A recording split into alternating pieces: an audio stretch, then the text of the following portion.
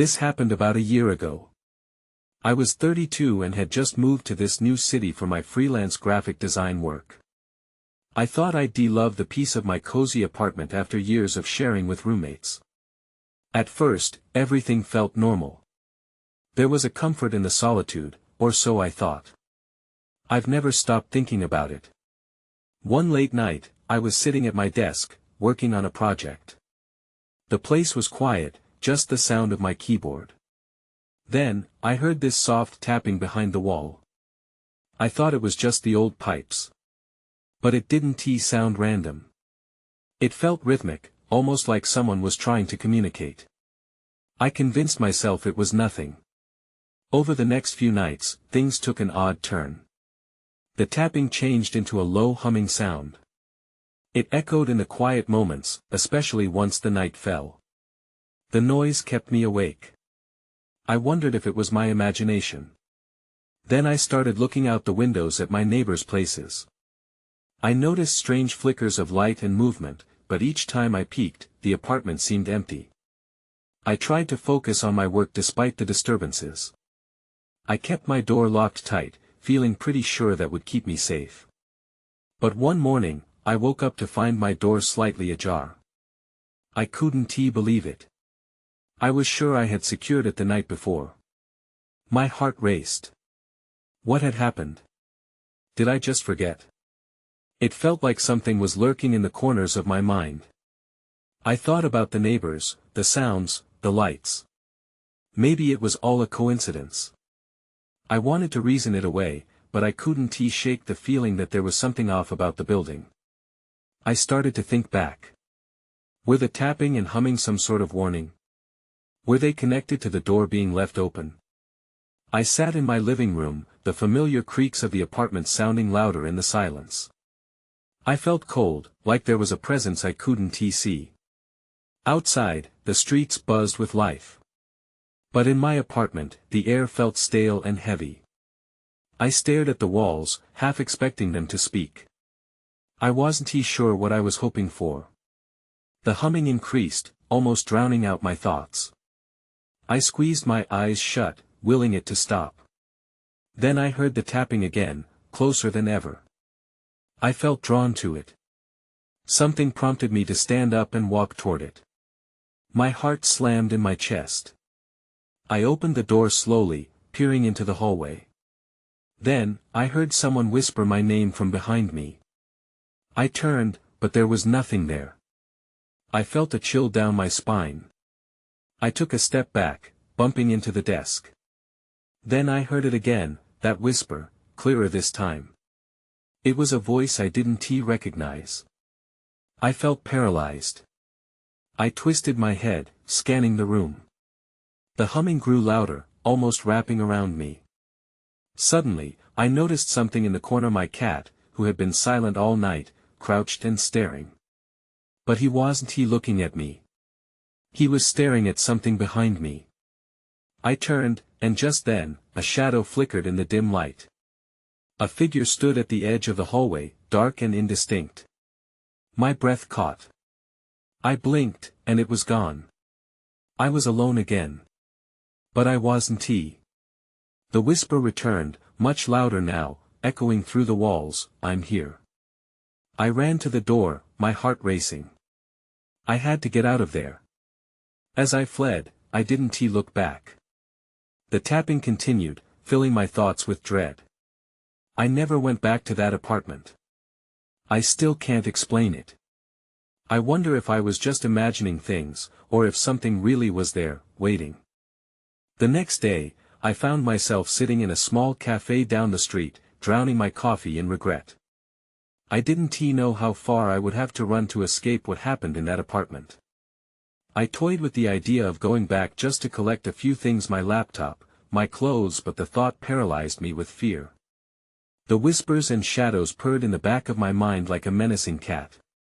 While I stirred my cold drink, I noticed a woman at the table next to me, glancing my way. She was in her 30s, with piercing blue eyes and an intense, unyielding stare. I felt a strange pull to her, like she knew something I didn't. She smiled slightly, an invitation, perhaps, or a challenge. What's wrong? She asked suddenly, catching me off guard. I considered brushing her off, but something drove me to speak. I wasn't ready to share my experiences with a stranger, yet I needed to vent. Weird things have been happening. In my apartment. Your new apartment?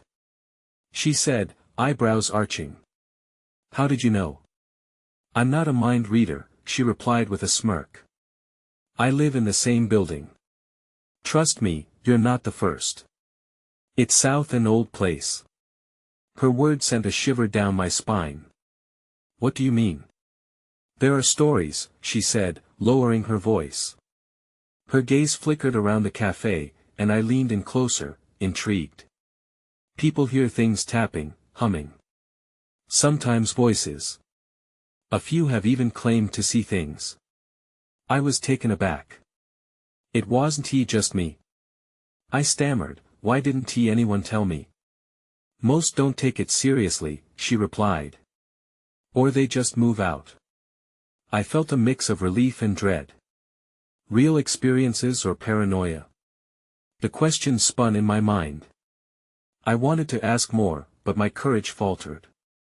Instead, I stood up, ready to leave. Thanks. I have to go. Wait, she said, reaching the edge of panic. If you're still in danger, you should know about the basement. Some of us have been doing research there. I can help you. Why? I asked, feeling my heart race. Because I've heard something too, she confessed. I want to know what it is. And if we're in this together, we might stand a chance.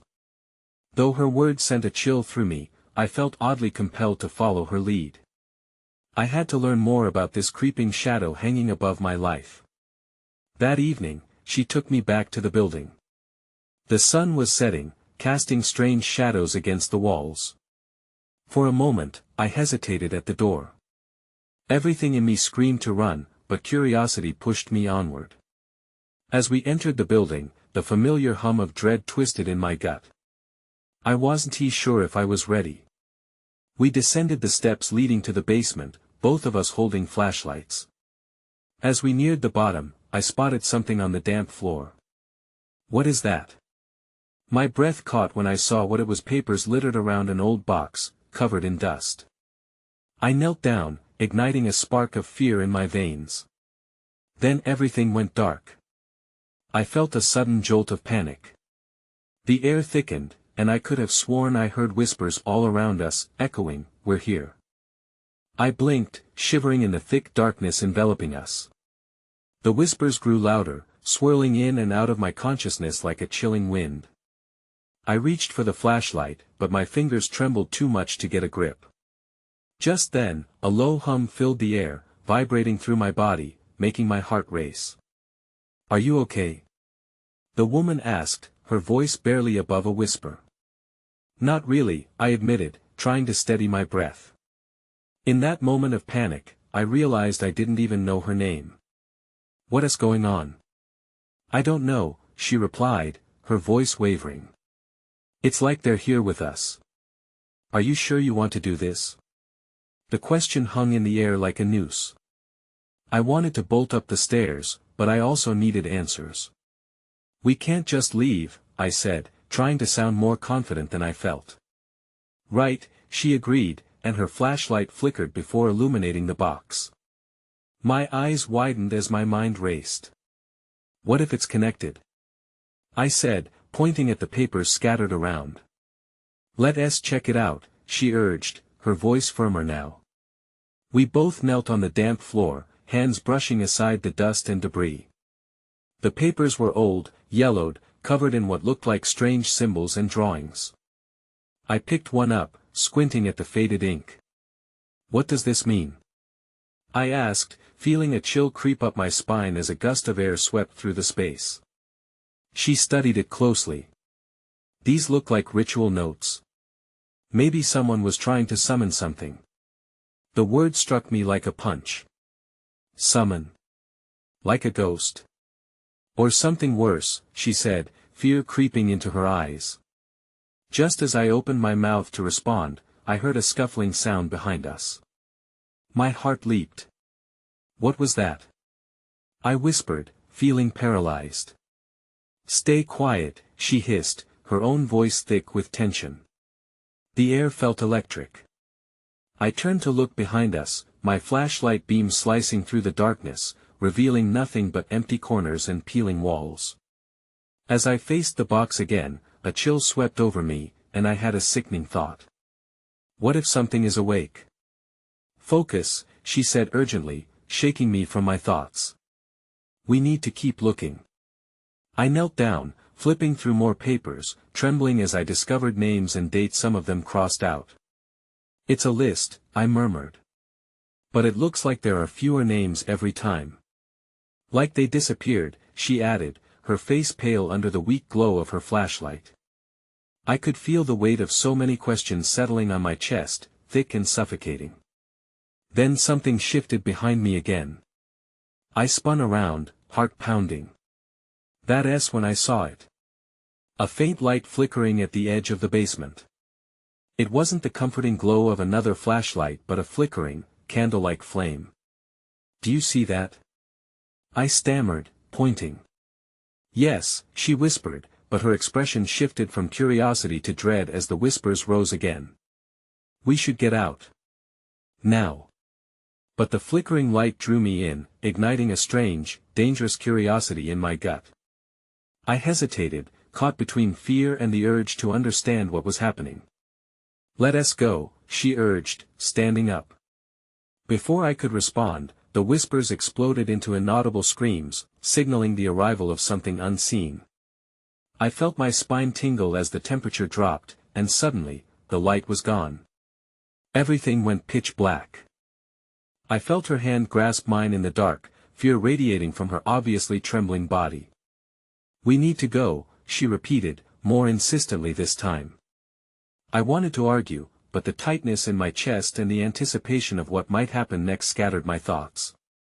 The whispers had turned into a cacophony of voices, clawing at my sanity. They seemed to taunt me, echoing off the stone walls, but I couldn't make out what they were saying. What do we do? I asked, my voice barely above a whisper. Follow me, she said, sounding steadier than I felt. As she moved to pull me along, I fumbled for my flashlight, almost knocking it over in the darkness. When I finally got it lit, the beam flickered hesitantly. Behind us, the silence seemed to thicken. I caught a glimpse of the papers we had just hurriedly discarded. They lay in a disorganized pile, illuminated by the dismal light. Something was off about them. I pulled my gaze away and followed her toward what felt like the nearest wall. Over there, she directed, pointing toward the stairs leading up. But before we could take a step, a loud thud came from the direction of the box we were just at. My heart raced as dread filled every inch of my being. Did you hear that? I asked, incredulous. Yeah. There was fear in her voice, and as we both faced the sound, I spotted something moving just outside of the light's reach. What is that? I don't know, she whispered, tracking its movements as it lingered close to the pile of papers. I moved the flashlight slightly, revealing a shadow that darted deeper into the shadows. Heat flushed my face as I felt a wave of panic. Was that part of whatever had been summoned? Let us get out. I urged, pushing her toward the staircase. We stumbled through the darkness, my breath quickening. I couldn't shake the feeling of being watched. I half expected to hear the voices chanting again, yet there was only the sound of our hurried footsteps. When we reached the bottom of the stairs, I turned to look back, desperate to see if anything was following us. The basement was still, devoid of any signs of life. I think we're safe, she said, panting slightly. Safe? I echoed, still shaken. What does that even mean right now? Suddenly, there was a damp clap of sound from within the basement. The box had moved. The darkness writhed, seeming almost alive. I froze, suddenly gripped by the thought that we had indeed awakened something. What now? She asked, glancing over her shoulder. I hesitated, unsure of our next step. My instincts screamed that we should leave. Yet another part of me needed to know what we had opened. And that was when I noticed a single paper flapping in the draft, resting forlornly on the top of the box. It hadn't been there before. "What is it?" she asked, squinting into the dark. "Just one more. We should see what it says." Reluctantly, I took a step back toward the basement, the whispers rising again, hissing and desperate, almost impatient. As I reached for the paper, a shadow darted from the corner of my eye. My breath hitched, and suddenly the air grew heavy. "What was that?" I breathed, frozen in place. "Something's not right," she exclaimed, grabbing my arm. I felt like I was being pulled in two directions. We had to run, but the paper felt like a lifeline. But more importantly, something sinister lurked just beyond my vision. I ripped the note free from the box, and as the shadows swirled around us, I knew we were about to get answers. But would we survive long enough to understand them? The paper felt brittle in my hands, the rough edges whispering of secrets long kept. I pointed the flashlight down, illuminating the words that danced across the surface, trying to make sense of them. It was a list. Names. Symbols. I caught snippets of words like ritual and binding, each one scratching at the walls of my mind. I glanced at her, but her eyes were wide with panic, reflecting the swirling darkness around us. "What does it say?" she asked, her voice shaky. "I don't know," I replied. "But I think it has something to do with what we disturbed." Before I could process more, I heard it again, the soft creaking of wood. My heart thudded like a drum. The box had shifted again, this time unsettled by something more than our mere presence. My pulse quickened as I turned back to the box, now trembling in the silence. "Maybe we should put it back," she suggested. "Put what back?" I snapped, my anxiety bubbling to the surface. "You want to go back to the box? You want to stay here?" Her eyes darted around as if the darkness itself was closing in. I gripped the paper tighter, noting the way her hands shook. Okay. Let's just go," I agreed, the real panic rising. But I couldn't tear my gaze from the paper. The urge to know what else it contained gnawed at my gut. When the air shifted again, the sensation of something cold brushed against my neck, and I shivered. My intuition screamed at me to flee, but that whispering paper was pulling me deeper into uncertainty. "I can't," I muttered, lost in a loop of indecision. Suddenly, the shadows in the far corner flickered. I twisted to look, the flashlight beam washing over, but only darkness greeted me. I could have sworn I saw a figure for just a fleeting moment, a silhouette shifting as if mocking my fears. "Did you see that?" I asked, voice rising. "See what?" she replied, eyes fixed on my face. I swallowed hard, the lump in my throat growing. "I thought I saw someone." "Let's just go," she insisted. Her urgency snapped something in me. "Fine," I declared, and I turned sharply, racing toward the stairs. Each footfall echoed like a war drum in the stillness. But as I reached the first step, I felt a hand grasping at my shoulder. I jerked around, ready to shout, but saw only her wide eyes. "What was it?" she gasped. I thought my mind raced, but the tightness in my throat stifled me. Just then, something landed on the box with a thud, more than just a paper. It was heavy and powerful. The box erupted with an unnatural glow, illuminating the room in sickly green light. "That wasn't there before," she yelled, her fear now palpable. "I don't want to find out what it is," I shouted, lunging toward the staircase. But the light danced with urgency, beckoning me to stay. "Let's get out, now," I half screamed, dragging her with me. As we barreled up the stairs, echoes of the whispers transformed into frustrated wails behind us. The glow intensified, spilling into the stairwell like a flood ready to consume. I felt my mind unraveling, each footstep louder than the last. We broke through the door and stumbled into the hallway, hearts racing. But as I turned back to glance at the basement, a realization hit me. We hadn't just disturbed something, we had opened a door. And what waited on the other side was more than curiosity. It was a threat that was now very much alive. I shoved the door shut behind us, but it felt like nothing more than a flimsy barrier against whatever was brewing in that basement. The unsettling reality of what we'd done descended on me like a heavy fog, clouding my thoughts. Did you feel it? She breathed, her voice barely above a whisper. Feel what? I asked, trying to focus on her instead of the dread spilling over my skin. The energy. It was intense. We shouldn't have gone down there, she said, shaking her head as if trying to dislodge the memory. I know, I murmured, the paper still clutched in my hand. The names and symbols danced in my mind, an unending chant of curious dread. But we can't leave it like this. Are you serious? Panic edged her voice again. You want to go back? After that? No, not like that, I protested. I just need to figure out what we're dealing with. Maybe if we understand it, we can understand it. Or make it worse. She interrupted, eyes wide with fear. I opened my mouth to reply, but the electrifying sensation from earlier tightened my throat. The air felt thicker now, stifling the words I wanted to say.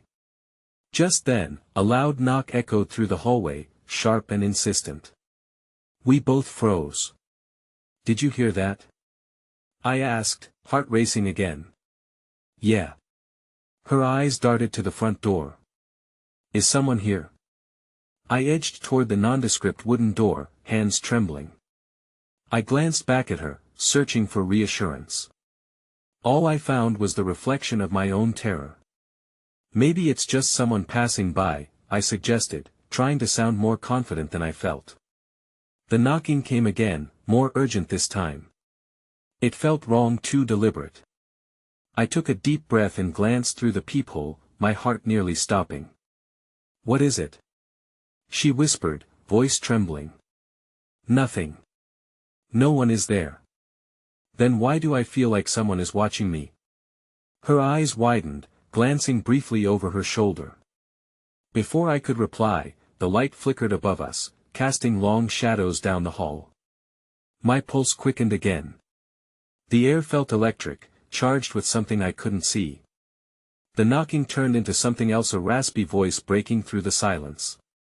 Let me in, it croaked, chilling me to my core. No. We can't. I blurted out, adrenaline pushing me to act. I grabbed her hand, leading her away from the door. We need to get out of here. Just as we turned to head deeper into the house, the lights went out. Darkness enveloped us, swallowing any hope I had. The only sound was our breath, frantic and shallow, echoing in the silence. What do we do? She whispered, fear lacing her words. Then I remembered the paper, the list of names and symbols. We need to find a way to protect ourselves. If we can figure out what the symbols mean, no. She interrupted, voice rising in desperation. We need to leave. Now. But as I fumbled in the dark, I felt a sudden coldness brush past me. The house felt alive, a heartbeat pulsing with malevolence. Something is in here with us, I realized, dread settling deep within. Before I could respond, everything shifted again. The raspy voice was back, echoing through the room. Come out, come out. My heart dropped. Where was it coming from? The basement? The door? I had to know. I strained to listen, the weight of silence pressing down harder than ever. What do you mean? I finally whispered, fear threading through my voice.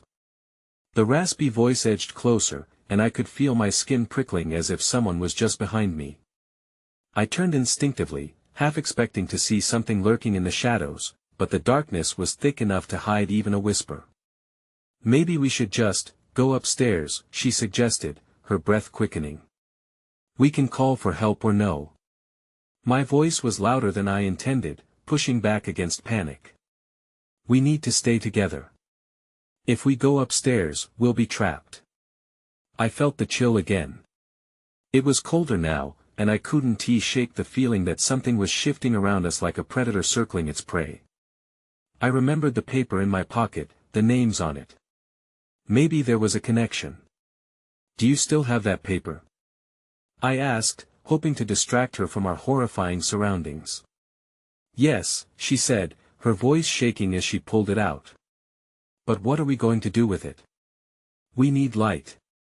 I could feel the energy in the room, a twisting current of dread and urgency. We have to shine a light on it. Maybe those symbols can help us understand what we're dealing with. Understand it? She repeated incredulously. Or awaken it. I didn't have time to argue. Just trust me. We can do this. My hands fumbled along the wall, searching for the light switch. I flipped it, desperation pushing against the dark. Nothing happened. The house stubbornly refused to reveal anything but its oppressive gloom. Suddenly, the rasping voice came again, sharper and filled with an ominous urge. Come out to play. I shut my eyes for a moment, trying to draw strength from within, but the fear gripped me tighter. Then, with clarity, I remembered the flashlight in a drawer in the kitchen. I glanced over at her. Stay here. I'll be quick. Wait, no. She gripped my arm. If you leave me, I won't be gone long. Just stay by the wall and listen. Before she could protest further, I slipped away, moving as quietly as possible and praying the floor wouldn't betray me with creaks. Every step felt like a risk. The darkness felt alive, swallowing me whole as I reached the kitchen. I almost turned back but pushed through the fear. Finally, I found the drawer and yanked it open, feeling around for the flashlight. My fingers brushed against something cold and metallic, and I seized it. Come on, I muttered, fumbling to turn it on. There was a click, and I felt a rush of relief when a beam of light pierced through the shadows. But as I turned, everything changed again. The flashlight's beam fell onto a figure standing in the hallway, just outside the kitchen. My blood ran cold. The figure was ghastly, too familiar, and yet utterly wrong. It was me. I staggered backward, disbelief making my legs weak. That's when I saw it. The doppelganger grinned, and my heart pounded so loudly I could barely think. You should come out and play too. I blinked, convinced that my eyes were tricking me. The figure was a mirror's reflection except it smiled, a twisted version of my own face. What do you want? I stammered, a lump rising in my throat. Just to have some fun, it replied, the words slithering out in a rhythm that sent shivers up my spine. It took a step forward, and my instincts screamed at me to move. I darted backward, stumbling over an old chair, knocking it over with a loud thud that echoed through the silence. Stop! I shouted. But it only laughed, a sound sharp and mocking, like shards of glass scraping against each other. I had to get back to her. I had to warn her. In a frenzy, I turned and bolted out of the kitchen, kicking the fallen chair aside. My heart hammered against my ribcage as I rushed toward the living room. The darkness felt thicker, as if it had expanded to swallow my fear, wrapping around me like a weighted blanket. Are you okay? She called when she heard my footsteps. I'm fine, but the flashlight flickered. My breath quickened, and dread pooled in my stomach. Get back! I yelled, pointing the light toward her. My hands shook, illuminating the shadows, but she wasn't alone. A figure loomed behind her, another distorted version of me, but this one was even darker, as if it had been dipped in ink. No! I shouted, racing toward her to push her out of the way. Just as I reached her, the doppelganger's hand shot out, cold fingers grazing my arm. I spun around, and in that split second, I collided with my own reflection. The world warped, and a rush of sound filled my ears, a cacophony of whispers and laughter that seemed to erupt from nowhere. Playtime. They chorused, the echoes bouncing off the walls. Panic surged through me. I could feel the room spinning, the shadows clawing their way in. We have to leave. I managed to cry, gripping her arm. But she stared at her doppelganger, eyes wide with fear and something else, curiosity. What are they? She whispered, captivated. I pulled her back. They're not us. We can't stay. Their laughter grew louder, mocking and chaotic. My heart raced as I scanned the room, searching for an exit or a way to break this twisted game. I felt as if we were trapped inside some dreadful nightmare where the walls were closing in. That's when I spotted the paper she had brought. It sat on the table, faintly glowing in the beam of my flashlight. The symbols looked like they were moving, twisting and writhing like snakes. Look! I shouted, pointing to it, desperate to redirect her gaze. The paper. We have to figure it out. As I said it, the room seemed to shift. The doppelgangers hesitated, their attention drawn to the paper, momentarily distracted. I seized the chance, grabbing her hand and sprinting toward it. Let us see if it has answers. But as we reached for the paper, the warmth of the flashlight flickered one last time and went out, plunging us into complete darkness. No. In that instant, I realized we were not alone anymore. Shadows slithered around us, creeping up our legs. A new voice, low and guttural, resonated through the air. You're all mine now. And then everything went silent. The silence was suffocating. My heart pounded like a war drum in my chest, a frantic beat that filled my ears. I gripped her hand tighter, fearing the shadows would snatch her away. Can you hear that? I whispered, not wanting to break the uneasy quiet, yet desperate for an answer. She nodded, her breath coming in quick gasps. It sounds like laughter. The sound was unmistakable, floating through the darkness like a sinister melody. It was not just any laughter, it had weight, a cruel joy that made my stomach twist. I could feel the shadows shift closer, a dark fog swirling, taunting us. Let us find the paper. I urged, my voice choked with panic. But where was it? The moment the flashlight went out, I had lost all sense of direction. We have to. Suddenly, I felt a cold breeze pass through us, snuffing out whatever hope remained. Stay close, I said, pulling her toward where I last saw the table. My fingers grazed over the surface, desperate to find the paper again. It's here. I know it is. But before I could locate it, something grabbed my shoulder, tight and unyielding. I felt the air turn to ice. I whipped around to face whatever had me. My heart was in my throat. It was me. Another version of me, its grin impossibly wide and eyes hollow. I could barely breathe. I tried to shake it off, but its grip tightened. No! I shouted, lurching away. Get away from me. The darkness behind my doppelganger shifted, transforming into shapes, more of them, a chorus of the distorted. They started to step forward, their movements synchronized, like a macabre dance. I stumbled backward, colliding with her. They're everywhere, I gasped, heart racing, trying to pull her back with me. We have to find a way out. They can't. Then, in an instant, I remembered the lighter in my pocket. Without hesitation, I fumbled for it, clumsily dragging it from my jeans. My hands were shaking as I flicked it on, the tiny flame igniting in the dark like a beacon of hope. The shadows recoiled, hissing as the firelight illuminated their forms. I felt the grip on my arm loosen, and I turned to face her. Do you see? We can't let them control us. But what are they? She gasped, wide-eyed.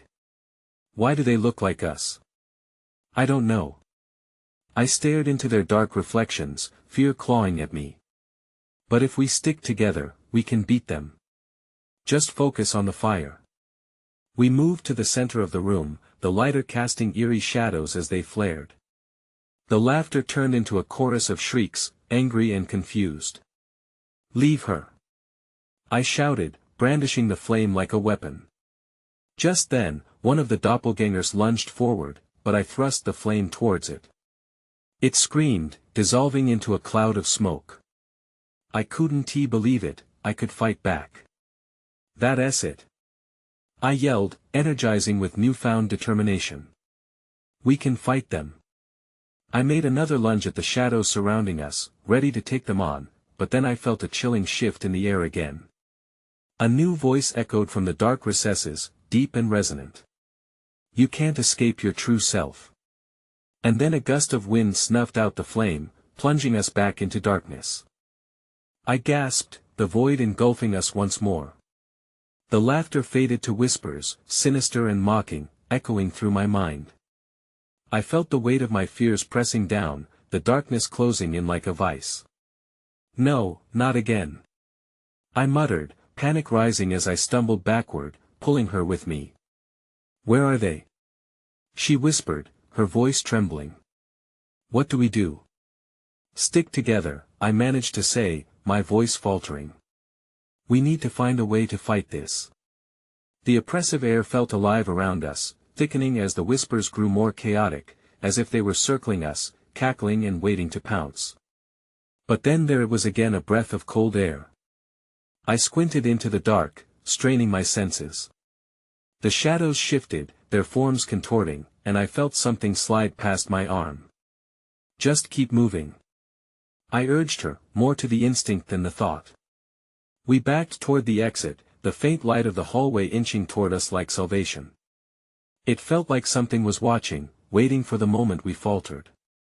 I could hear my heartbeat pounding in my ears, and yet beneath that, a soft hum began to emerge, a melody that reminded me of something I couldn't quite grasp. Do you hear that? I asked, uncertainty creeping into my voice. Yes, she replied, fear evident but also curiosity. What is it? Something. I hesitated, feeling the shadows attempting to pull us back. We need to find the source. We turned away from the corner, the melody pulling us to the deeper recesses of the basement, each footfall deliberate as we moved forward. As we ventured closer, I felt fragments of memories flood back, the tapping, the whispers, the sensation of being watched. It all seemed to coalesce into a singular experience. Over there! I shouted, spotting a flicker of light dancing between shadows. My stomach dropped as we ran toward it, the melody transforming into the haunting echo of forgotten voices. As we approached, the dim glow illuminated a space where the papers we had discarded danced around a small, flickering flame. They rose and fell like a cacophony of secrets begging to be understood. I pushed closer, mesmerized, while she cautiously glanced around, clearly unsettled. The paper. I gasped, reaching down to gather them. This could be it. The moment I touched them, the humming crescendoed, and the whispers turned into urgent shouts, drowning me in a mix of dread and hope. Wait! She breathed, eyes darting. What if this makes it worse? We need to know. I responded desperately, flipping through the notes, the symbols seeming to glow beneath the light. My hands trembled as the truth began to thread itself together, but the moment felt fragile, and I could sense the shadows growing heavier, creeping closer.